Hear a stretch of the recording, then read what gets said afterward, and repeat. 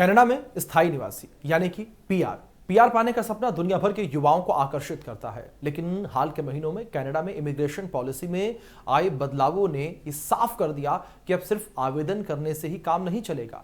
Canada सरकार उन उम्मीदों को प्राथमिकता दे रही है जिनके पास न सिर्फ उच्च शिक्षा और बेहतर स्किल्स हैं, बल्कि जिन्होंने कनाडा में पढ़ाई की हो, वहां काम किया हो और अंग्रेजी फ्रेंच भाषा का मजबूत ज्ञान रखते हों।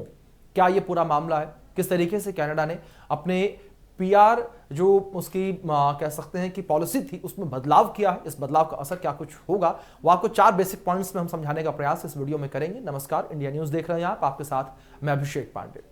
दूसरी ओर कैनेडियन एक्सपीरियंस क्लास यानी कि सीईसी कैटेगरी के तहत जारी हो रहे पीआर इन्विटेशन में सीआरएस स्कोर 533 से 552 के बीच भी होना जरूरी है। दूसरी ओर अगस्त 2025 के बाद से लगभग हर ड्रॉ में करीब 1000 उम्मीदवारों को आईटीए यानी कि इन्विटेशन टू अप्लाई मिल रहा है, मगर इस चांस को पाने वाले ज्यादातर वही लोग हैं जिनके प्रोफाइल बेहद मजबूत है। उदाहरण के तौर पर एक 27 साल के क्लाउड इंजीनियर की कहानी सामने आती है, जिसमें यूएई से पढ़ाई की, फिर कनाडा में मास्टर्स की, पोस्ट ग्रेजुएशन उसने वर्क परमिट पर 2 साल काम किया और उच्च स्तर की अंग्रेजी परीक्षा पास की। इस प्रोफाइल ने 552 जैसा ऊंचा सीआरएस स्कोर हासिल कर लिया और आसानी से पीआर के लिए चयनित हो गया। इससे यह समझ आता है कि कनाडा की पढ़ाई और वहां का काम करने का अनुभव पूरे सिस्टम में कितना महत्व रखता है। पहले पॉइंट को लेकर बात करें तो एक और मामला सामने आया, एक 31 साल की मार्केटिंग प्रोफेशनल का, जिसने भारत में कई वर्षों का अनुभव हासिल किया, मल्टीनेशनल कंपनी में काम किया, फिर कनाडा ब्रांच में ट्रांसफर हो गई।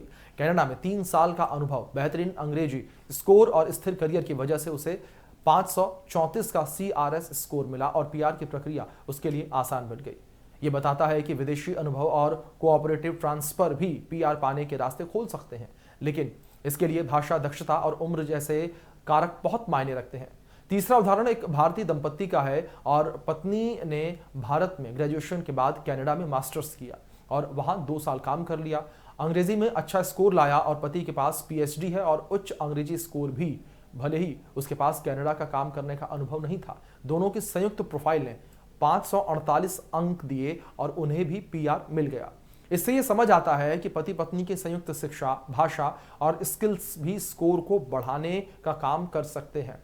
चौथा एग्जाम्पल यहां पर यह है कि नाइजीरिया के 25 साल की युवती का है, जिसने कनाडा में ही 4 साल की डिग्री ली, 3 साल वर्क परमिट पाया, 2 साल तक फाइनेंशियल एनालिस्ट के तौर पर काम भी किया। अंग्रेजी के साथ साथ फ्रेंच में भी उसने अच्छा स्कोर पाया। यह अनोखा संयोजन उसे 549 अंक पर पहुंचा गया और वहां से उसे आसानी से पीआर के लिए चुन ली गई। यह उदाहरण दिखाता है कि फ्रेंच भाषा में दक्षता आज कनाडाई इमिग्रेशन सिस्टम में बड़ा बोनस बन चुकी है।